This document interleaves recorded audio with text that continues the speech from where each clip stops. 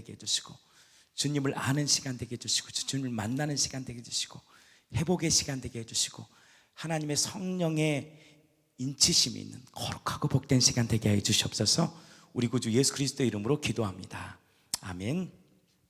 제가 그 40일 동안 주신 글들이 많아요. 그걸 제 아내한테 평생 22년 살면서 편지 한 번 안 보냈던 제가 많은, 저는 편지였고 그분은 편지라고 생각 안 하시더라고요. 저는 이게 편지예요, 편지. 그래서 오늘 이거 녹음도 안 되고 또 우리 사역자들이 모여서 하나씩 2시 때 하나씩 공개하겠습니다. 2023년 9월 2일 날 제가 이제 40일을 딱 하고 나서 하나님 주신 게 너무너무 많은 거예요. 근데 이걸 제가 숨기고 있었거든요.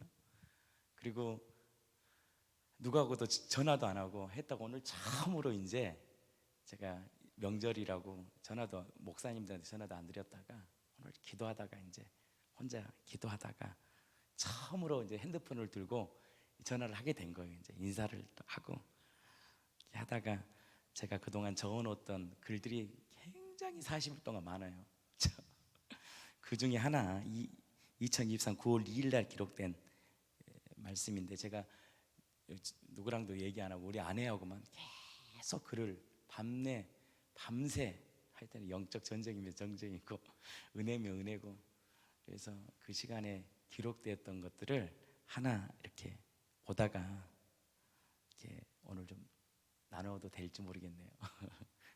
녹음합니까? 2023년 9월 2일 날 기록된 거의 샬롬, 하나님의 뜻으로 그리스도의 종이 편지합니다. 하나님의 아버지와 주 예수 그리스도부터 은혜와 평강이 너에게 있을지어다. 요한복음 1장 14절.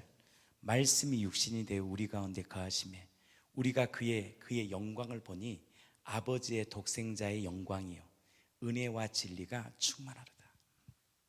그분의 빛 가운데 자신이 주님 앞에 빛이 내 안에 딱 거할 때 주님 앞에 내가 불법이라는 것이 적나라하게 드러납니다. 자신의 영적 상태가 드러납니다. 그러니까 우리가 팔복이라는 것이 너무나 축복입니다. 팔복은 구원의 길이잖아요. 그리고 예수님의 사역의 길이거든. 예수님 행하셨던 사역의 길이 팔복이잖아요. 그거는 윤리강령이 아니잖아요. 우리는 다 알잖아요.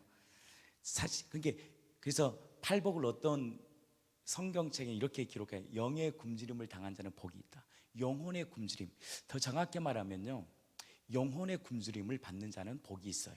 왜냐하면 영과 혼과 육체는 삼문설로도 나눌 수 있지만 영과 혼은 절대 분리될 수가 없어요. 그 영 안에, 우리의 혼 안에 하나님의 지정의를 집어넣기 때문에, 그래서 칼빈이 영혼을 주장했구나라는 것이 제가 더 확신했고, 그러나 이것을 세분하게 나누는 것이 이제 데살로니가전서 나왔죠. 영과 혼과 육체로 딱 나눠버린 거죠. 그래서 우리의 무엇이 회복되느냐? 그래서 성경책은 영혼이 회복됐다고. 왜? 혼의 이제 변화가 일어난 거죠. 근데 우리의 영이 들어오시고, 새 영이 내 안에 들어오시고, 새 마음 가운데 우리의 혼에 이제 놀라운 거듭남에 우리의 속 사람이 계속 새로워지는 거예요. 그러니까 성령의 비침은 끊임없는 거예요. 그러니까 내가 성령이 비치면 비칠수록, 굴복되면 굴복될수록 우리의 속 사람은 날 갈수록 위의 것을 쳐다볼 수밖에 없는 거죠. 그 빛 가운데 자신이 주님 앞에 불법이라는 것이 적나라하게 드러납니다. 자신의 영적 상태가 적나라하게 드러납니다. 요한복음 1장 5절. 빛이 어둠을 비치되 어둠이 깨닫지 못하더라. 빛은 어둠을 드러냅니다. 그 예수가 우리의 어둠을 드러내, 이 땅 우리 안에 오셔서 그 어둠을 드러낸다는 거예요. 아, 난 망한 자구나. 아, 나는 그분을 예배할 수 없는 강한 저항을 받습니다. 아, 나는 예배할 수 없는 존재구나. 하나님을 예배할 수 있는 존재가 아니구나. 절대 우리가 하나님을 예배한다? 거짓말이구나. 그리고 절망합니다.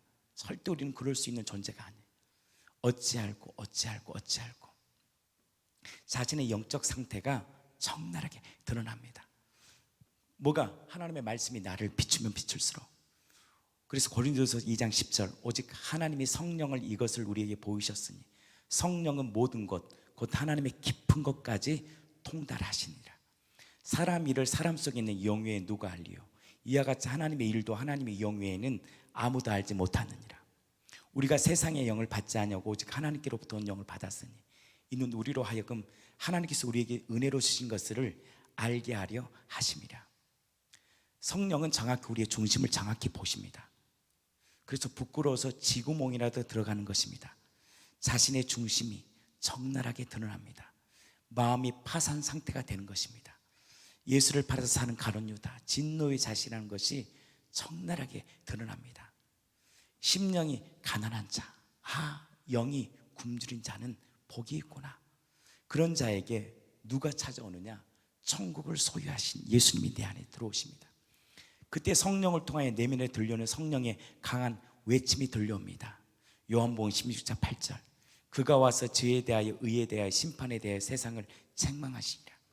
죄에 대하여 하면 그들이 나를 믿지 아니하며 의에 대하여 하면 내가 아버지로 가니 너희는 다시 나를 보지 못하며 심판에 대하여 하면 이 세상 임금이 심판을 받았습니다. 성령이 오시면 죄와 의의 심판, 회개는 예수를 성령과 함께 두 번째 고백을 합니다. 내 깊은 새 마음 깊은 곳에서 들려오는 성령의 음성이 질것 같은 새 마음을 강타합니다. 너는 사랑하는 아들 나를 기뻐하는 자, 너는 나의 기뻐하는 하나님의 그 사랑의 메시지가 내 안에 들려온다는 거예요. 그러니까 예수님 우리를 정죄하는 분이 아니고 복음은 우리를 사랑으로 인도하는 하나님의 그 정죄함이 없는 완전하신 그 생명의 사랑의 소리가 내 안에 들려진다는 거예요. 누구를 통해서? 성령을 통해서.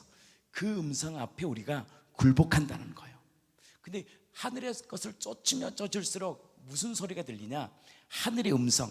우리는 정죄하잖아요. 우리가 아무리 우리가 사랑한다 하지만 우리는 정죄하지만 우리의 그 피의 사랑은 우리의 정죄함이 없는 그분의 깊은 사랑의 메시지가 내 안에 들려온다는 거예요.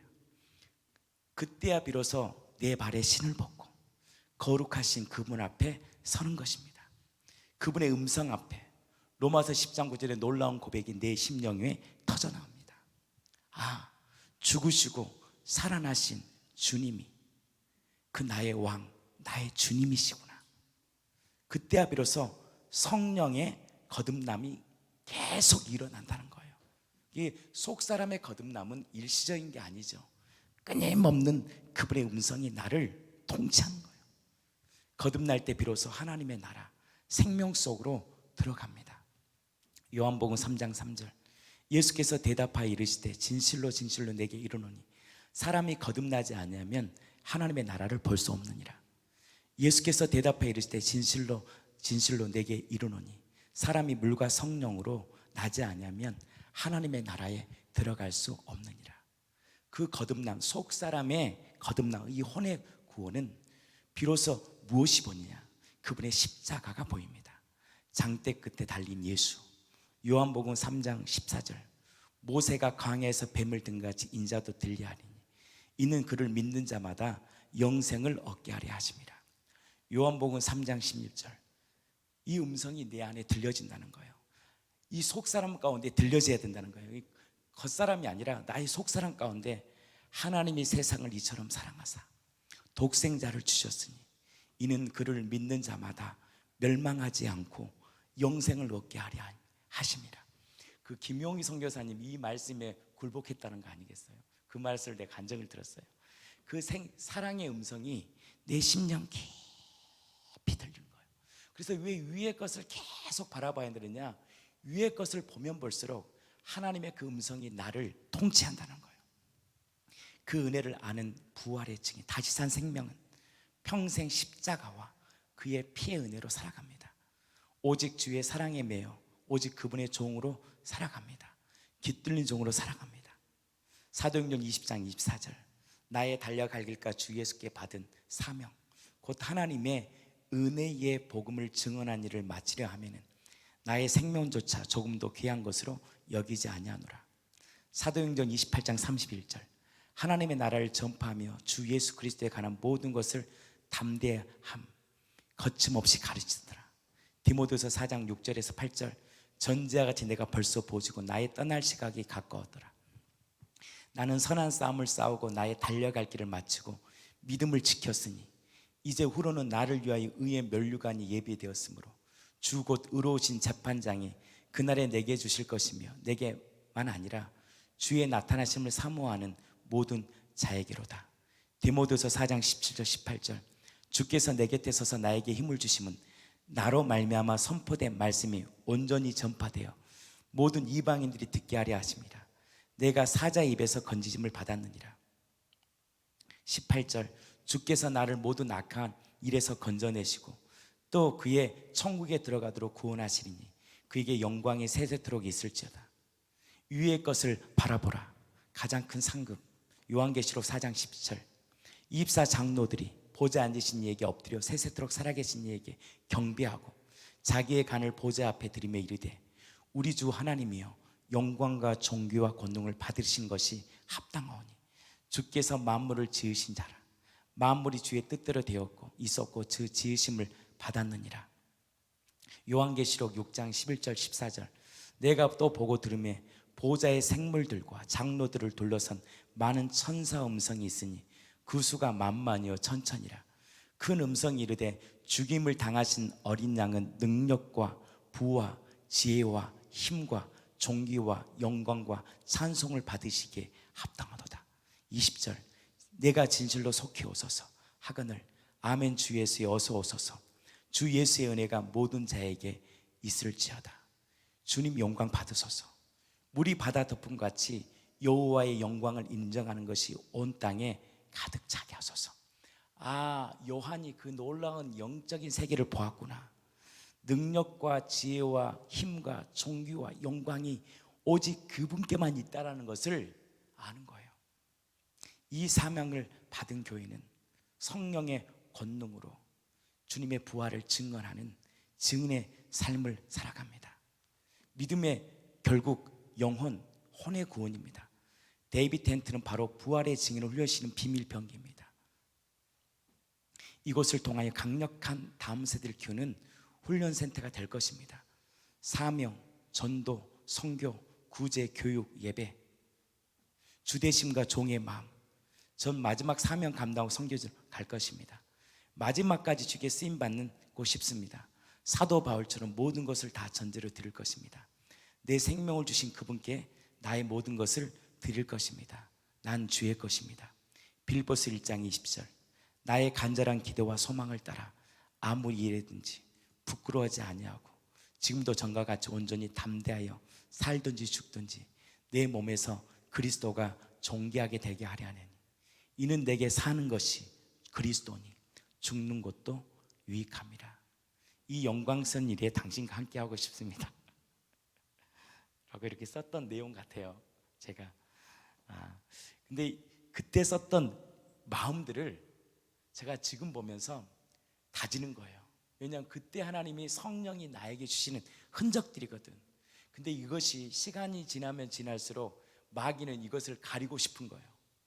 그런 것 같아요. 마귀는 나에게 주셨던 이 하나님의 마음을 가리고 싶었던 거예요.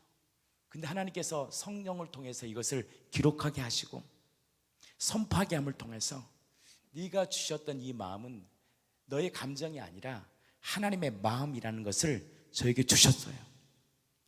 저는 그 길을 가기를 원합니다. 이 공동체가 오직 바로 그 예수 그리스도만을 쫓고 가기를 원합니다. 이 영광스러운 일에 함께 나아가기를 원합니다. 제가 이 9월 2일 날 엄청 글을 많이 썼어요. 하여튼에 쓴 게 너무 많아서 정리를 다 해야 돼요. 정리를. 그러니까 이건 정리된 내용이 아니고 그냥 주님이 주신 것 그대로 제 마음에 알게 되더라고요. 근데 제가 오늘 왜 고백하냐면 제 마음을 다지려고 고백하는 거예요. 지금 보니까 참 내가 어떻게 그 당시 이 말씀들을 썼을까. 제 아내에게 쓴 게 아니고 하나님께 대한 편지를 쓴 것 같아. 그 하나님께 대한 글을 쓴 것 같아요. 이 믿음이 변치 않도록 주님 여러분 기도해 주셨으면 좋겠습니다. 어떻게 제가 그 당시 그 많은 글들을 기록하고 남겼을까. 제가 엄청 기록을 많이 남겨놨거든요. 그 컴퓨터에 하면서 이 내용을 제 아내에게 저녁마다 보내고 또 답이 오면 또 보내고 했던 이 글을 제가 어제 한번 읽어봤어요. 쭉 그냥 쭉 읽어고 제 아내랑 밴드가 하나 있어요. 이렇게 둘만 공유하는 밴드에 제가 이제 다 하나씩 올렸던 것 중에 하나인데 나는 이 공동체가 오직 위의 것만 쫓았으면 좋겠습니다. 아멘. 그 위의 생명을 꽉 바라보면 하나님의 때에 놀라운 부흥을 허락하실 것입니다. 하나님의 때에 하나님이 우리에게 놀라운 부흥을 보게 될 것입니다. 바로 요한은 이 제자들이 그 위의 것을 봤더라고요. 그것을 기록한 것이 무엇이냐면 요한계시록이고 베드로 전후서고 서신서들을 다 이건 땅의 것이 아니에요. 위의 것을 꽉 붙잡아 생명의 왕노릇하는 저와 여러분들의 삶이 되기를 예수 그리스도의 이름으로 진심으로 축복합니다. 우리는 주님의 것입니다. 아멘이시죠? 우리는 주님의 것입니다. 우리는 어떤 것도 우리의 힘으로 살 수 없어요. 오늘 살아오는 이 모든 것이요 진짜 주님의 은혜입니다. 그 주님의 은혜를 꽉 붙잡고 내 힘으로 사는 것이 아니라 복음의 능력으로 살아가는데 부족함 없는, 그래요 마지막까지도 쓰임받는 저와 여러분들의 삶이 되기를 축복합니다. 아멘이시죠? 그래서 오늘도 살아가는 성도들이요 위의 것을 바라보세요. 생명이신 주님만을 바라보세요. 그 생명에 주신 그 주님의 것을 바라볼 때 주시는 그 생명의 은혜를 마음껏 경험하여 예수로 부족함이 없는 거룩한 인생이 되기를 예수 그리스도 이름으로 진심으로 축복합니다. 그래서 하나님께서 이 2시 기도에 또한 저녁 매일의 시간을 주심에 감사합니다. 때로는 이 시간들이 하나님의 임재가 없을 수 있겠죠. 때로는 혼자 예배를 드릴 수 있겠죠. 그러나 그 시간을 여러분들께서 즐기시기를 축복합니다. 홀로의 시간을 즐기는 시간 되시기를 축복합니다. 우리 사역자들이 아무도 없을 때라도 혼자 하세요. 하나님 주신 은혜가 너무 클 겁니다. 아무도 없을지라도 그 가운데서 홀로 예배할 수 있는 우리들, 아무도 보이지 않아도 그 예수님을 예배할 수 있는 그 거룩함이 우리 안에 회복돼요. 살든지 죽든지 내 몸에서 오직 그리스도만을 꽉 붙잡는 저와 여러분의 삶이 되기를 축복합니다. 제가 글을 어제 읽으면서 도대체 내가 어떻게 이 글을 다 썼나 생각할 정도로 와, 그리고 제가 그것을 하나님이 주셨던 마음들이기 때문에 이걸 지키려고 하나님 앞에서 이건 하나님이 나에게 주신 마음들이다, 이것을 평생 지켜 마지막까지 주님 앞에 거룩하게 쓰임받는 저와 여러분들의 삶이 되기를 축복합니다. 우리 마지막까지 쓰임 받으십시다. 제가 중국 갔는데 그 목사님이 그 말하더라고요. 은퇴를 했는데 솔직하게 말하더라고요. 진짜 은혜가 충만할 때 되는데 은혜가 떨어지니까 죄짓겠더래. 제가 더 이상 말을 못하겠어요, 여러분들 앞에서. 그렇구나, 이 은혜를 계속 붙잡고 가는 거야. 하나님이 주신 다녀간 그 흔적, 성령의 역사의 기록을 끊임없이 붙잡는, 그래서 기록하는 거구나. 여러분들이 지금 기록하는 것을 다시 보세요. 그때 하나님 주신 은혜를 붙잡고 마귀는 그걸 뺏어가려고 그러거든. 끊임없이 뺏어가려고 그래요. 뭘 보게 해요? 그래서 마귀는 끊임없이 땅의 것만 보게 하는 거예요. 그래서 오늘 그 말씀 중에 제가 그 풍랑이를 걸으신 예수, 근데 베드로가요 마태복음에 보면 놀라운 고백합니다. 저분이 하나님의 아들이심을 고백해요. 우리 한번 그 찾아볼까요? 마태복음 6장, 아니 마태복음 14장 22절 한번 읽고 마치겠습니다. 마태복음 14장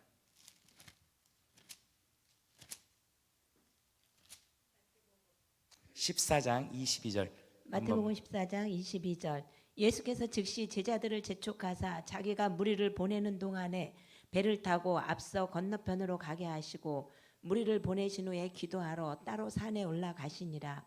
저물매 거기 혼자 계시더니 배가 이미 육지에서 술이나 떠나서 바람이 거스름으로 물결로 말미암아 고난을 당하더라.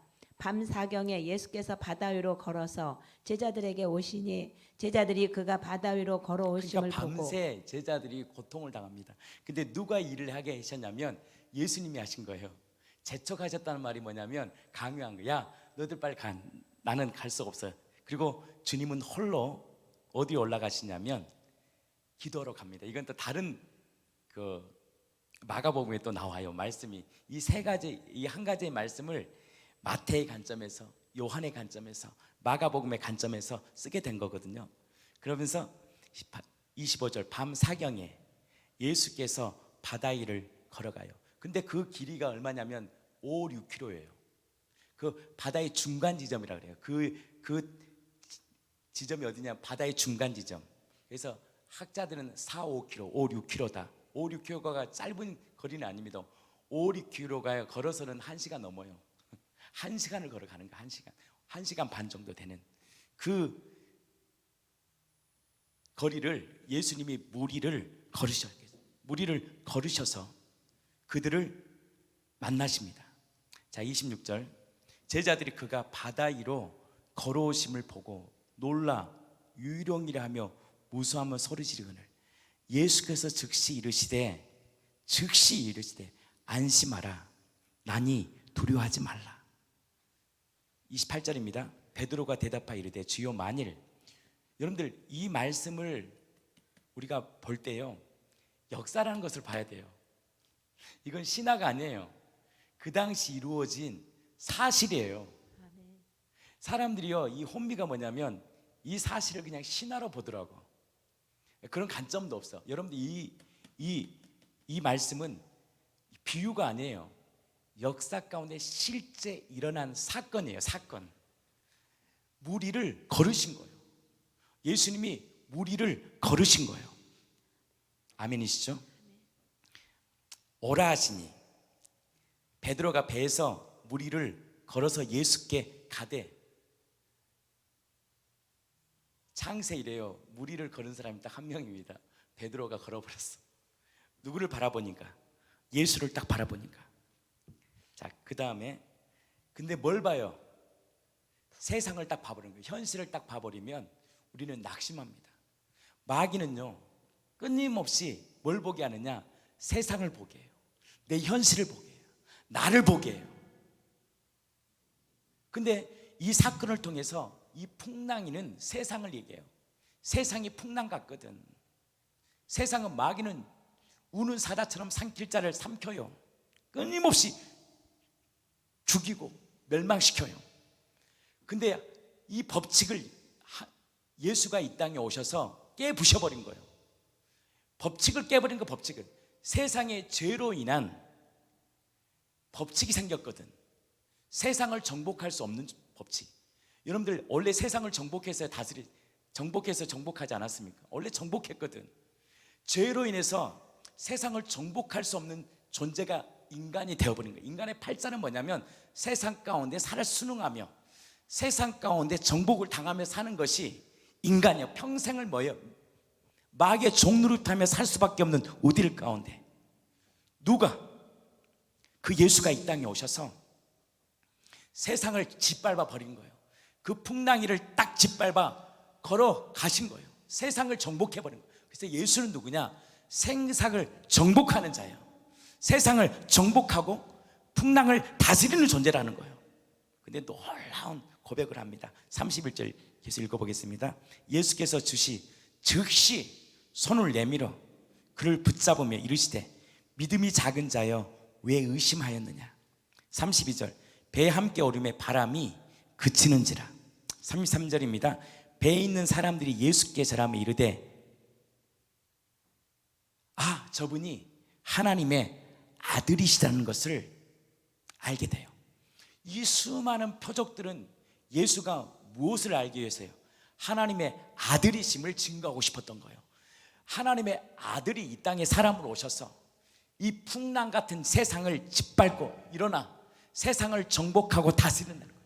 그러면서 우리에게 주신 뭔 권세를 주냐? 그 예수를 믿는 우리들에게도 뭘 주셨느냐? 아들의 권세를 주셔서 세상의 풍랑으로 다 쓰나미 같은 우리의 인생 가운데 아니야, 너희는 세상을 다스리고 정복하고 통치할 수 있는 권세를 누구에게 주셨느냐? 바로 예수를 주로 고백하는 저와 여러분들에게 주셨다는 거예요. 사랑하는 성도 여러분, 세상을 다스리십시오. 그 권세를 우리에게 주셨어요. 근데 그 권세가 누구에게 있느냐? 예수께, 예수 안에 있는 자에게. 오늘 베드로가 언제 무리를 걸었느냐? 예수를 바라볼 때예요. 예수를 바라보는, 그거 예수 생명을 딱 붙잡고 살아가는 믿음을 가진 자, 그 믿음을 꽉 붙잡아 나는 죽고 내 안에 예수로 사는 인생, 그 예수의 생명으로 붙잡고 사는 인생 가운데 오늘도 생명의 다스림과 통치함을 마음껏 경험하는 저와 여러분들의 삶이 되기를 축복합니다. 근데 15장이 딱 일어나는데 세상을 뭘로 살아요? 믿음으로 살지 않고 뭘로 살아요? 이들은 장로들의 전통으로 살아간다는 거예요. 그러니까 하나님의 기적과 이적을 볼 수 없는 거예요. 근데 그 전통으로 살아가는 그들 가운데 한 여인을 딱 등장시켜요. 누구를 등장시킵니까? 가나안 여자의 믿음을 딱 등장시켜요. 25절입니다. 22절. 이 믿음이 세상을 이긴다는 거예요. 가나안 여자 하나가 그 지경에서 나와서 소리질러 이르되 주 다윗의 자손이여 나를 불쌍히 여기소서. 내 딸이 흉악하게 귀신 들려있나다 하니 예수는 한 말씀도 대답하지 아니하시니 제자들이 와서 청하여 말하되 그 여자가 우리 뒤에서 소리 지르니 그를 보내소서. 24절. 예수께서 대답하여 이르시되 나는 이스라엘 집에 잃어버린 양 외에는 다른 데로 보내심을 받지 아니하였노라 하시니 25절. 예수께서 와서 예수께 절하 이르되 주여 저를 도우소서. 대답하여 이르시되 자녀의 떡을 좀 읽어주세요. 대답하여 이르시되 자녀의 떡을 취하여 개들에게 던짐이 마땅하지 아니하니라. 여자가 이르되 주여 올소이다마는 개들도 제 주인의 상에서 떨어지는 부스러기를 먹나이다 하니 이에 예수께서 대답하여 이르시되 여자여 내 믿음이 크도다 내 소원대로 되리라 하시니 그때로부터 그의 딸이 나으니라. 팔복의 시작은 굶주림이잖아요. 자신에게 도움을 구할 수 없는 자, 철저히 내 인생이 파산되었다는 걸 영적인 자각이 일어난 자가 누구를 보냐? 구원을 이루실 그 예수를 바라보는 거예요. 그가 구원을 받습니다. 여자여 내 믿음이 크도다. 그 믿음이 큰 것은 자신의 행위가 아니에요. 장로들의 전통을 지켜서가 아니야. 그는 정확히 알았어요. 이 흉악한 귀신에서 자유케 하실 저분이 하나님의 아들을 참 주인한 사실을 받아들인 거예요. 팔복의 시작은 그 예수를 내 마음의 주로 받아들일 때 시작하는 거예요. 어떤 자가 받아들이겠습니까? 나에게는 소망이 없는 거예요. 나에게는 파산이야. 하나님의 은혜가 아니면 살 수 없다고 고백하는 그 인생 가운데 이 가난한 여자의 믿음이 크도다라고 얘기 말씀합니다. 믿음을 누구에게 둔 거예요? 나에게 둔 것이 아니라 오직 예수께 둔 거예요. 이 무리를 거르셨던 이 풍랑이를 거르셨던 이 믿음도 어찌 믿음이 작은 자여 의심하느냐. 누가복음, 마가복음 사건은 또 이 말씀을 다르게 해석합니다. 이 풍랑이요 뭘 보게 하느냐? 4,000명, 5,000명을 먹이셨던 그 생명의 떡이신 예수님을 바라보지 않게 하는 거예요. 마가복음 말씀이에요. 뭘 보게 하느냐? 내 모습을 보게 해요. 이 아침에 이 오후 집회에 다시 여러분들의 마음이 예수를 바라보기를 축복합니다. 이 싸움이에요. 이 싸움. 끊임없이 세상의 풍랑은, 세상의 그 것들은 예수의 기적을 보았지만 그 내가 생명의 떡임을 알았던 제자들도 풍랑 앞에서 뭐가 보여요? 내 모습이 보인다는 거예요. 여러분들 인생의 가장 큰 축복이 뭐냐? 오늘도 예수가 보이는 인생이에요. 내가 절망이 오고 정말 좌절이 오고 고통이 와도 나의 소망이 오직 죽게 두는 자는 복이 있는 자예요. 이 가난한 여자의 믿음은 무엇이냐? 그의 믿음이 아니에요. 누구의 믿음? 그 예수께를 향한 믿음이 있었다는 거예요. 여자여, 내 믿음이 크도다. 내 소원대로 되리라 하시니 그때로부터 그의 딸이 나으니라. 그 믿음이 어떤 믿음이에요? 예수를 주로 믿는 믿음이에요. 예수를 하나님의 아들로 믿는 믿음이에요. 그 다음에 많은 사람들을 고치셔요. 4,000명을 먹이셔요. 그러면서 16장으로 넘어갑니다. 그러면 어떤 자가 정말 그 믿음으로 살아가느냐? 바로 연하의 표적, 나는 죽고 예수로 살아가는 성령을 받은 자예요. 이 16장의 연하의 표적은 달라요. 이건 나중에 한번 얘기합시다. 표적밖에는 보여줄 표적이 없다. 창하 3절, 아침에 하늘이 붉고 흐르면 너희가 날씨는 분별히 알면 이 세 표적은 분별할 수 없느냐? 악하고 음란한 세대가 표적을 구하나 연하의 표적과는 보여줄 표적이 없느냐 하시고 그들을 떠나가신다.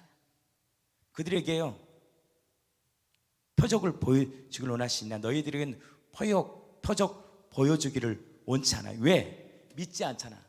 예수님이 그 많은 표적을 일으켜도 그들은요 믿지 않아요. 그러면서 뭘 조심하라는 거예요? 바리새인과 사두개인의 전통을 조심하라는 거예요. 그 전통이 너희를 구원하시는 게 아니라 믿음이 너희를 구원해. 그 믿음에 대한 얘기를 하는 것이며, 그 믿음의 시작이 뭐냐? 베드로가 예수를 그리스도로 고백하는 이 믿음으로 교회는 시작한다는 거예요. 그 믿음의 주체가 또 누구냐? 예수님과 죽으신가 부활을 처음으로 이루시면서 예수님께서 바로 죽고 부활하실 것을 말씀하신 거예요. 그러니까 믿음의 주체는 우리가 될 수 없는 거예요. 오직 누구만이 믿음의 주체가 되냐? 예수만이 믿음의 주체가 된다는 거예요. 근데 이것을 알게 하신 분이 누구냐? 성령 하나님이에요. 그 말씀을 성경은 계속 꺼내서 성경의 핵심은 뭐냐? 믿음이에요. 그 믿음의 주체가 누구냐? 예수다. 그 예수가 여러분의 심령에 보일 때 세상이 이길 것입니다. 그 예수가 여러분들의 생명에 꽉 찰 때 우린 세상을 다스릴 것입니다. 그 팔복의 사람은 예수의 사람이에요. 그 예수님이 팔복을 이루어버린 거예요. 구원을 이루신 그 예수만을 오늘도 꽉 붙잡아 예수로 오늘도 승리하는 저와 여러분들의 삶이 되기를 예수 그리스도의 이름으로 진심으로 축복합니다. 아멘이시죠? 그 예수로 오늘도 예수만 보이는 인생 되기를 축복합니다. 그 예수의 인생으로 오늘도 살아가는 저와 여러분들의 삶이 되기를 축복합니다. 우리 영원한 생명의 주님, 우리 찬양 한번 하겠습니다. 영원한 생명의 주인 주님 찬양하고 우리 기도하는 시간 갖겠습니다. 영원한 생명의 주님 한결같이 날 보시네. 주 손길 덮으사 의의 길로 인도하네. 의의 길로 인도하네. 주를 바라네. 주를 기다리네. 주를 기다리네. 사랑의 노래 드리리라. 신실하신 주님께 영원하신 주님의 품에 나 늘 거하도록 하소서.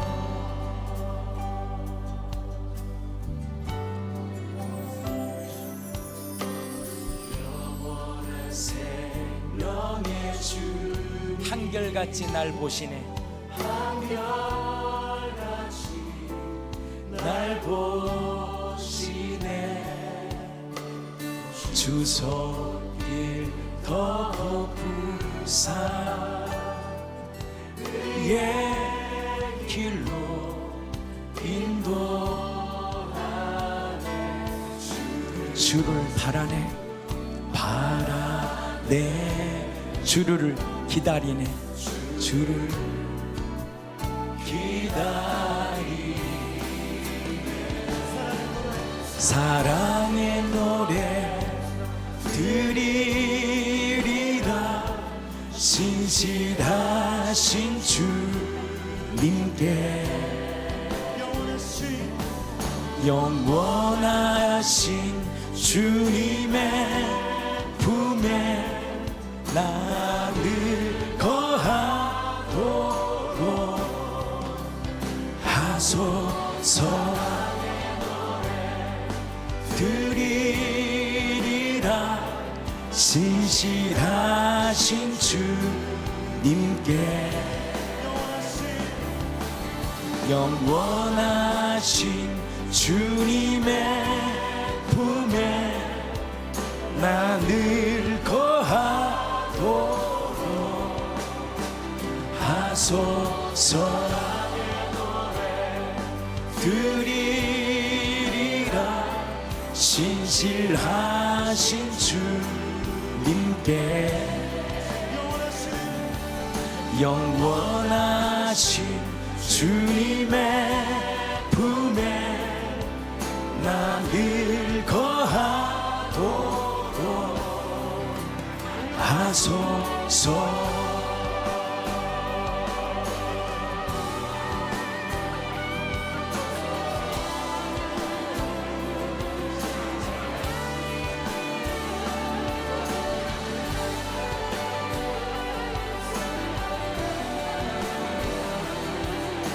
오직 주님만 보게 하소서. 우리의 힘을 빼고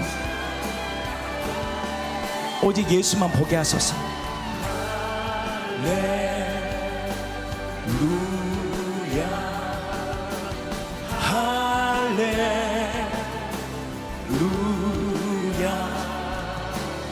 할렐루야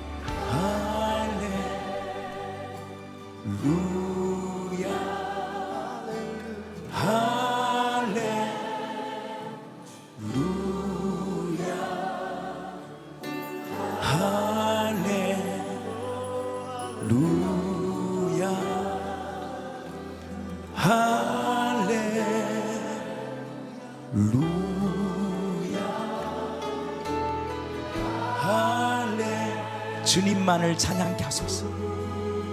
시와 찬미와 신령한 노래로 주님을 예배케 하소서.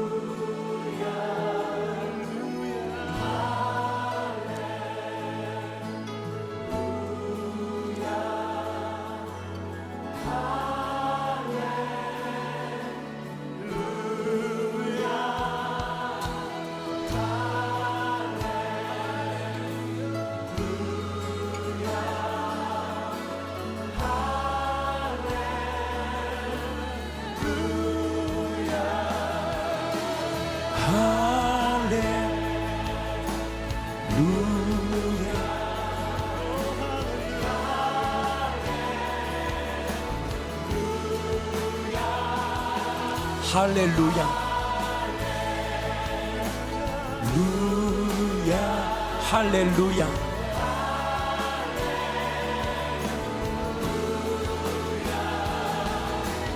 할렐루야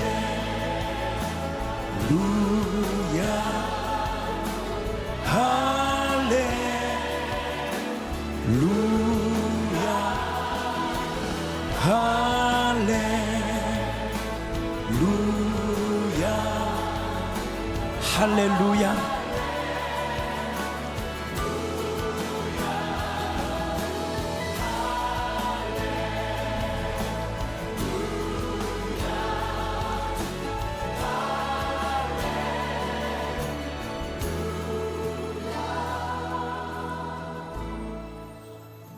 이 시간 성령께서 우리 이제 한번 기도합니다.